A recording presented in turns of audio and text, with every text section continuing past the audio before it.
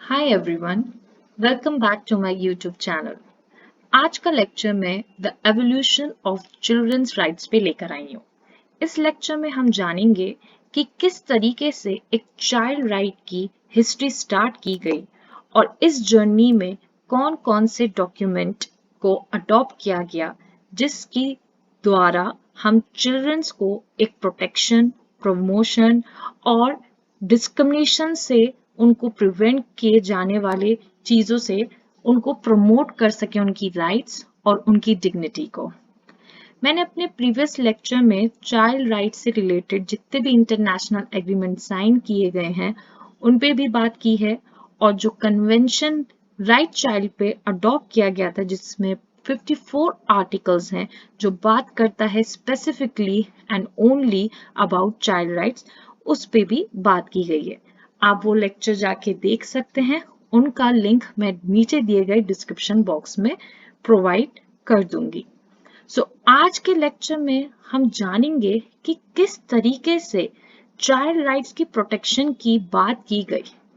देखा जाता है कि जब सोसाइटी प्रोग्रेस हुई, जब जाना स्टेट ने कि किस तरीके से हम चिल्ड्रन राइट्स को प्रोटेक्शन करने की जरूरत है and why it is so needed to have a vulnerabilities of children to be concerned in the need of protection. सालों से इग्नोर किए गए चाइल्ड राइट्स को और चिल्ड्रन को एज अ प्रॉपर्टी और ऑब्जेक्ट ट्रीट किया जाता रहा। फाइनली एक चिल्ड्रन को स्टेटस दिया गया एज अ ह्यूमन बीइंग कि जिसकी वजह से उनकी भी राइट्स को प्रोटेक्ट किया जाए, प्रमोट किया जाए और उन्हें डिग्निटी प्रोवाइड की जाए। अब हमने हिस्ट्री में देखा कि सबसे पहले जो डॉक्यूमेंट जिसने बात की है चाइल्ड राइट्स की वो Massachusetts body of liberty of 1641 में अडॉप्ट किया गया था। ये सबसे पहला और earliest recognition of child rights है जिसमें देखा गया कि पेरेंट्स को बोला गया कि they have no right to choose a children mates और कोई भी unnatural severity against children practice नहीं करनी है। इसमें ये भी देखा गया कि किस तरीके से फ्री लिबर्टी दी गई चिल्ड्रंस को जिससे कि वो कंप्लेन कर सकें to the authorities for redress. इस लॉ में ये भी प्रिस्क्राइब किया गया कि किस तरीके से डेथ पेनल्टी दी जाएगी उन चिल्ड्रन को जो 16 इयर्स के हैं और जो डिसओबे करेंगे अपने पेरेंट्स को। हालांकि ऐसा कोई एविडेंस देखा नहीं गया इस डॉक्यूमेंट में, बट ये भी नहीं देखा गया कि डिसओबीडियंट चिल्ड्रन को बचाया गया है। इस डॉक्यूमेंट के द्वारा देखा गया कि एक इंटरेस्टिंग पॉइंट आया और यहाँ ये भी देखा गया कि 365 ईयर्स से किस तरीके से चिल्ड्रन राइट की जो प्रोटेक्शन है वो कभी स्टेट के हैंड में, कभी पेरेंटल अथॉरिटी के हैंड में जाती गई है। 18th सेंचुरी उसमें भी कुछ खास देखा नहीं गया, ना उसमें प्रॉपरली आइडेंटिफाई किया गया चिल्ड्रन राइट्स को।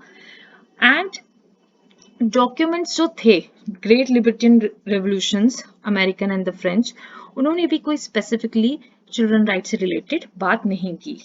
बट 1841 में देखा गया कि एक लॉ निकाला गया जिसमें बात की गई कि हमें चिल्ड्रन को प्रोटेक्ट करना है उनके वर्क प्लेस पे। वहां से शुरुआत हुई 1881।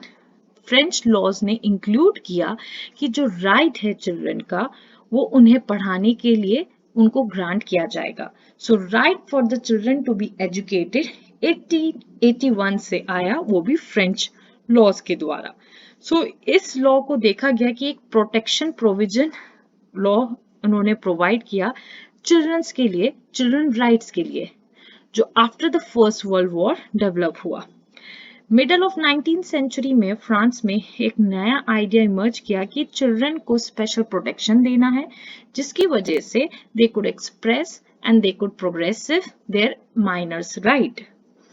19th सेंचुरी में एक्चुअल बर्थ देखा गया चाइल्ड राइट का।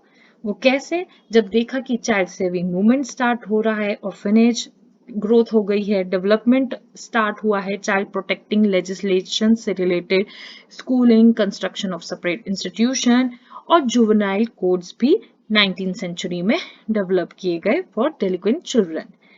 डिफरेंट पार्ट्स में देखा गया वेस्टर्न वर्ल्ड के कि ये सारी चीजें हुई, तो वो क्यों हुई?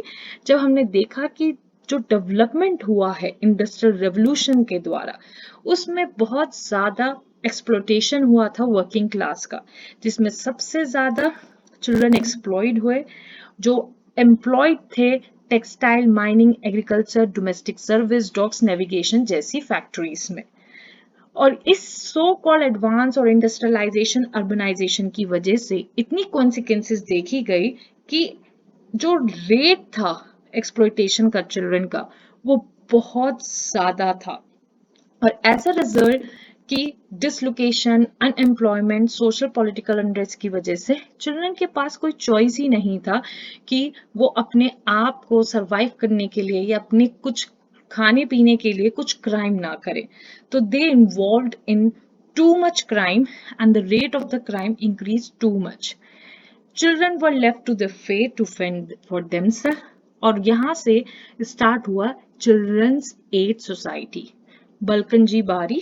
ये बीइंग 1920 में आया, जिससे कि वो सर्विस दे सके उन चिल्ड्रन को जो गरीब हैं, जो अनएजुकेटेड हैं और जो हेल्पलेस फैमिली के बच्चे हैं। इस पीरियड से विटनेस हुआ कि कैसे लॉ के द्वारा इनैक्ट किया जा सकता है एक प्रॉपर मैकेनिज्म जो चाइल्ड को प्रोटेक्ट कर सके और चाइल्ड राइट्स को प्रोवाइड करके उनको किसी भी एक्सप्लॉयटेशन से बचाया जा सके।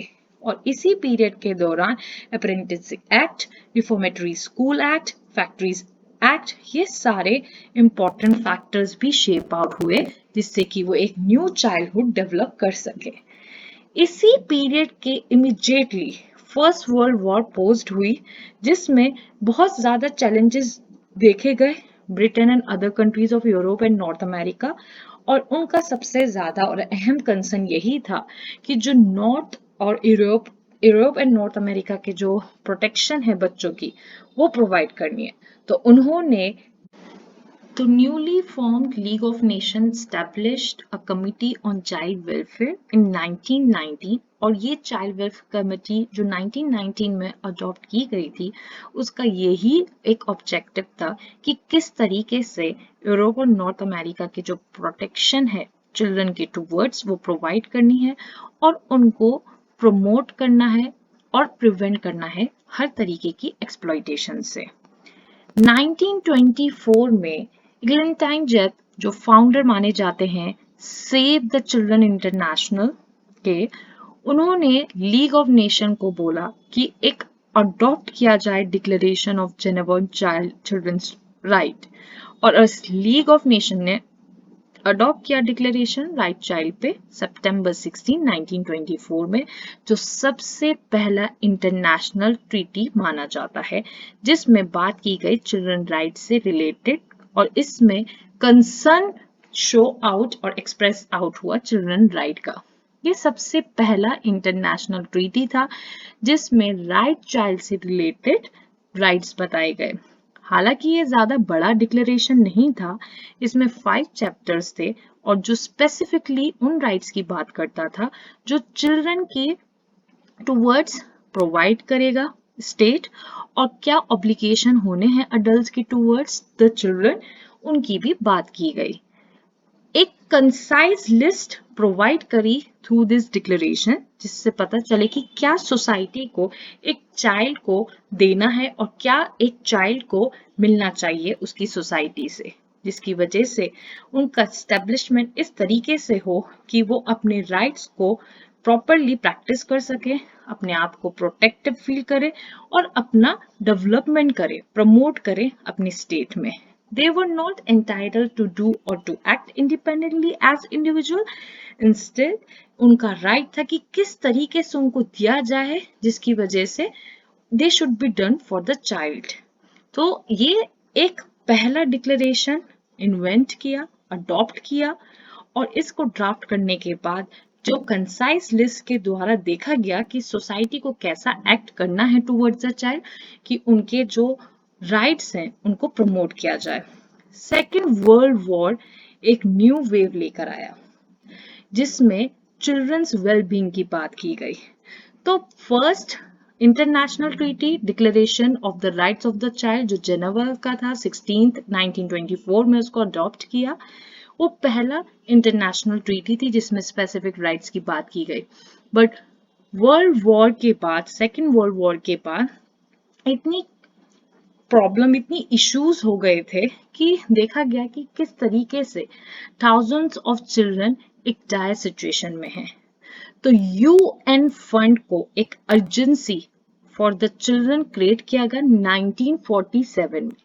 UN fund for urgency for the children was created in 1947, जिस फंड के द्वारा वो चिल्ड्रन को सपोर्ट कर सके, उनकी लाइफ को, उनके प्रोटेक्शन को भी, जो बाद में यूनिसेफ अब बन चुका है बिकॉज ये एक इंटरनेशनल ऑर्गेनाइजेशन परमानेंट बन गया है 1953 में। 1953 में कंसिडर और डिक्लेयर्ड हो गया कि जो UN fund for urgency for the children है वो यूनिसेफ हो चुका है। और इसके जब से ये स्टार्ट हुआ था तो इसका फोकस पर्टिकुलरली यंग विक्टिम्स जो चिल्ड्रंस थे वर्ल्ड वॉर 2 के, उन बच्चों को हेल्प करने का था, taking care mainly of European children. But 1953 से जो इनके ऑब्जेक्टिव रहा है यूनिसेफ का वो थोड़ा ब्रॉडन अप हुआ इंटरनेशनल स्कोप पे, और इसके एक्शन को भी एक्सपेंड किया गया डेवलपिंग कंट्रीज में। And that is the only reason अब permanent international organisation UNICEF declared हो चुका है।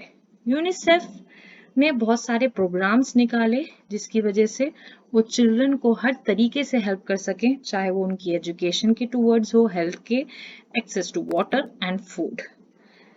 सिंस दिसंबर यूनिसेफ के बाद जब हमने ये सारे फंड्स और ये सारे ऑर्गेनाइजेशन, इंटरनेशनल ऑर्गेनाइजेशन देखे जिन्होंने टूवर्ड्स पर्टिकुलरली चिल्ड्रन के टूवर्ड्स वर्क करा है और उनकी किस तरीके से एजुकेशन से लेके health, access to water, food की प्रोटेक्शन और हेल्पिंग की जाए, इस बात पे दे पुट देयर एफर्ट्स।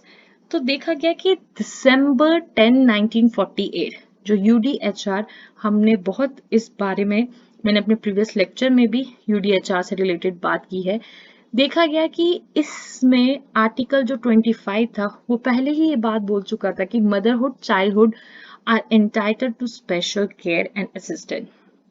तो जो 10th ऑफ दिसंबर 1948 में यूडीएचआर साइन हुआ था उसके 25th आर्टिकल में इस बात को रिकॉग्नाइज किया गया कि मदरहुड और चाइल्डहुड कितना जरूरी है स्पेशल केयर और असिस्टेंस के लिए। जब ये अडॉप्ट किया गया यूडीएचआर तो यूएन चाहते थे कि एक charter on human rights introduce किया जाए जो इतना इन्फोर्सेबल हो कि हर स्टेट उसे फॉलो करे और रिस्पेक्ट करे।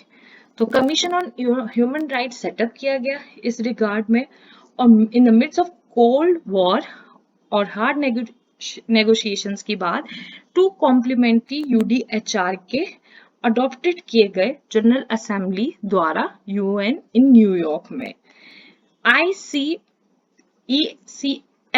में international charter for economic, social and cultural right में रिकॉग्नाइज किया गया कि प्रोटेक्शन देनी है इकोनॉमिक एक्सप्लॉइटेशन से चाइल्ड को, और चाइल्ड का जो राइट है एजुकेशन उनको वो प्रोवाइड करना है, and the right to health care, ये आर्टिकल 10 में कहा गया है। Charter related to civil right में भी स्टैब्लिश किया गया कि they have a right to have a name and nationality, जो आर्टिकल 23 एंड 25 कहता है। तो ये 2 कॉम्प्लीमेंट्री टेक्स्ट दिए यूडीएचआर द्वारा ICCR में भी एंड ICESCR में भी। 1959 यूएन जनरल असेंबली ने एक्सेप्ट किया कि डिक्लेरेशन जो है राइट्स ऑफ द चाइल्ड वो अडॉप्ट किया जाएगा और child has a right to have happy child. इस डिक्लेरेशन को कैरेक्टराइज किया गया एक प्रोविजन प्रोटेक्शन के व्यू के द्वारा, और देखा गया कि जो चाइल्डहुड है there is a dependency and vulnerability in it.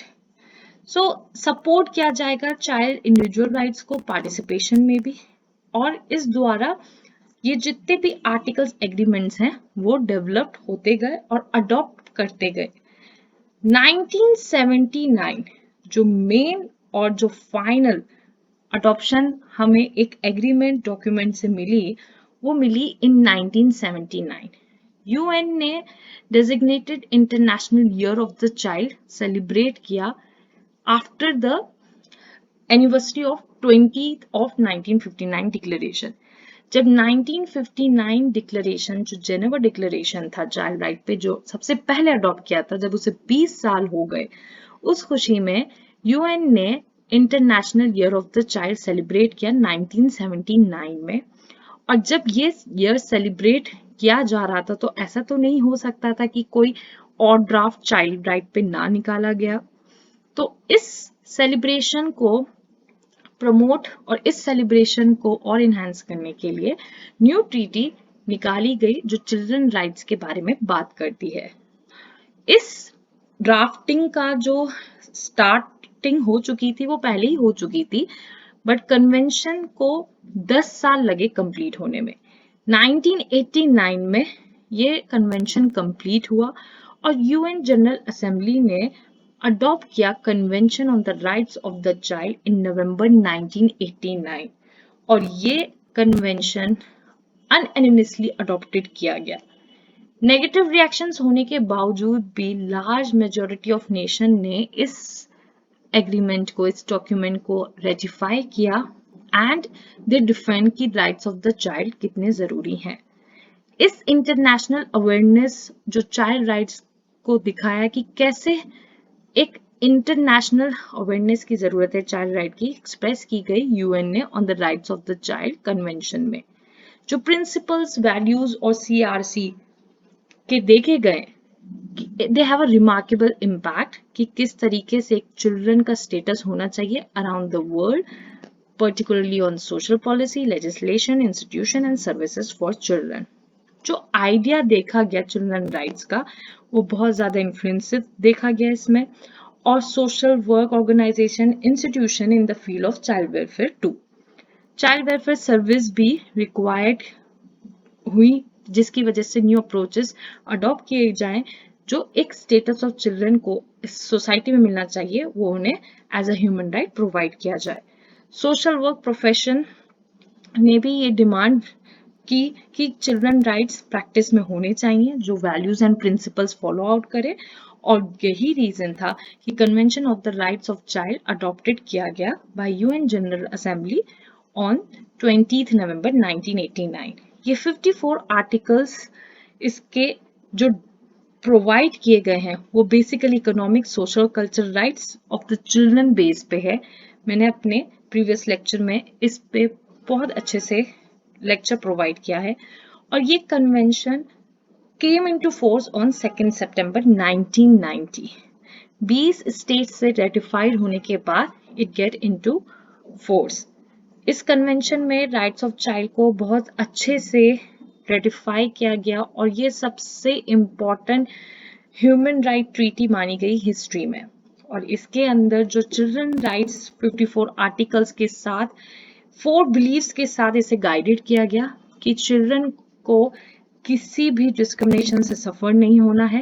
वो आर्टिकल 2 में वो बात की गई। जो डिसीजंस हैं वो इफेक्ट होने चाहिए चिल्ड्रन के और उनके बेस्ट इंटरेस्ट को कंसर्न में रखते हुए कोई भी डिसीजन ले स्टेट, ये आर्टिकल 3 प्रोक्लेम करता है इसके सीआरसी के आर्टिकल्स में। Children have the right to survive and develop healthily. Of course जब तक चिल्ड्रन को हम उसके सर्वाइवल का राइट नहीं देंगे, उसको डेवलप हेल्दीली होने का राइट नहीं देंगे, तो what's the use of giving them right. Children के पास उनका राइट होना चाहिए कि वो अपने व्यूज रख सकें in the account of the matters that affect them, ये आर्टिकल 12 कहता है। तो ये जितने भी 54 आर्टिकल्स हैं सीआरसी में वो एक दूसरे से डिपेंडेंट है और इनडिविजिबल है, और इनका जो नेचर है वो डिवाइडेड किया गया है 2 नेचर में, इमीडिएट राइट्स, प्रोग्रेसिव राइट्स। जो इमीडिएट राइट्स हैं वो सिविल और पॉलिटिकल राइट्स हैं। सिविल और पॉलिटिकल राइट्स वो होते हैं जो उन्हें डिस्क्रिमिनेशन से बचाता है, पनिशमेंट दी जाएगी जो उनके अगेंस्ट कुछ क्राइम होएगा, फेयर हियरिंग होनी चाहिए, और जुवेनाइल जस्टिस होना चाहिए, उनको right to life, right to nationality, right to reunification with the family, ये सारे rights civil and political rights हैं जो इमीडिएट राइट्स कंसिडर किए गए सीआरसी के आर्टिकल्स में। Most protection rights fall with in the category, of course सबसे पहले और सबसे जरूरी राइट्स ही इमीडिएट राइट्स में आते हैं और यही डिमांड रही है इमीडिएट अटेंशन एंड इंटरवेंशन की सिविल एंड पॉलिटिकल राइट्स द्वारा। प्रोग्रेसिव राइट्स वो होते हैं जो इकोनॉमिक, सोशल, कल्चरल राइट्स की बात करते हैं उन बच्चों की जिन्हें अपने डेवलपमेंट के लिए, प्रमोशन के लिए चाहिए, जिसके अंदर उन्हें हेल्थ, एजुकेशन राइट्स कवर किए जाते हैं। जब तक उनकी हेल्थ अच्छी नहीं होगी और जब तक उनकी एजुकेशन नहीं अच्छी होगी तो वो सोसाइटी में कैसे डेवलप होंगे, इकोनॉमिकली कैसे वो अपने आप को बढ़ा सकते हैं, इम्प्रूव कर सकते हैं। तो दीज ऑल राइट्स मैटर्स।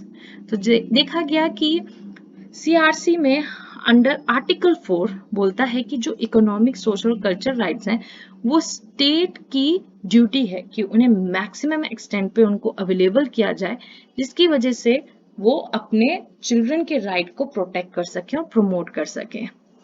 एक और चीज नोट करने की है यहाँ पर कि जब हम बात करते हैं कि चिल्ड्रन एक्वायर डिफरेंट कैपेसिटीज, हम बोलते हैं मेच्योरिटी के लेवल का ये एज है, वो एज है, तो इसमें जो प्रोटेक्शन दी गई है यूजुअली 15 टू 16 इयर्स ओल्ड को दी गई है। बट ऐसा नहीं है कि जो चिल्ड्रन है हमारी कंट्री में जिनको बोला जाता है कि वो शादी और काम एट द एज ऑफ 18 कर सकते हैं, बट उसके बाद वो मेच्योर हो जाएं, इट डजंट मीन कि उनको लेस प्रोटेक्शन मिलेगी कम्युनिटी से, बिकॉज दे गेट मेच्योर।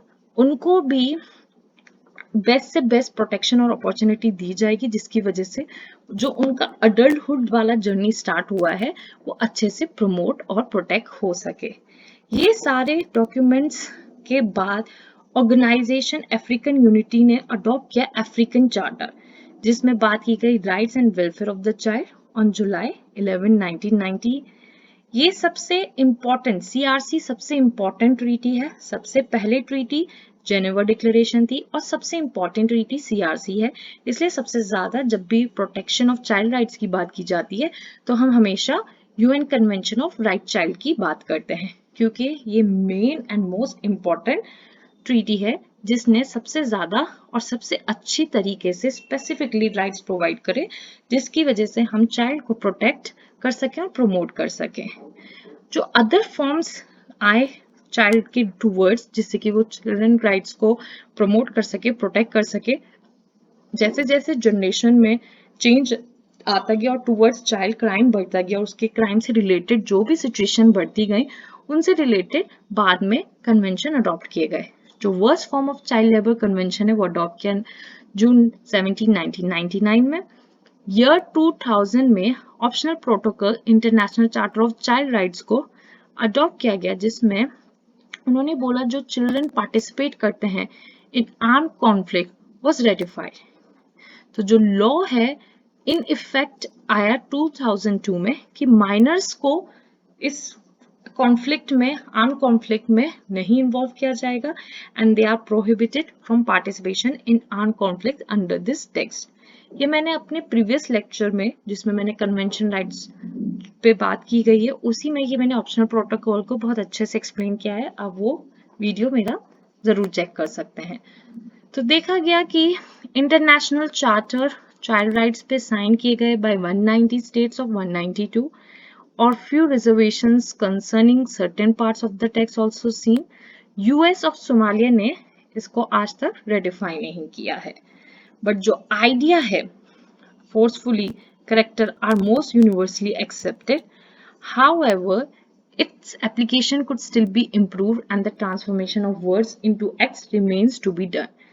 तो प्रोटेक्शन की भी बात हुई, बहुत चाइल्ड लेबर से रिलेटेड कन्वेंशन भी अडॉप्ट किए गए, but still somewhere and some parts of the world and country exploitation अब भी होता है चिल्ड्रंस का, चिल्ड्रन राइट्स का भी, जो अभी भी बहुत इम्प्रूव करने की जरूरत है। आज के लेक्चर में हमने हिस्ट्री जानी। अब ये चाइल्ड राइट्स का जो कन्वेंशन है वो क्यों इतना जरूरी हो गया था सब कंट्री को रेटिफाई और अडॉप्ट करने के लिए, वो हम नेक्स्ट लेक्चर में जानेंगे। So thank you so much for watching this video.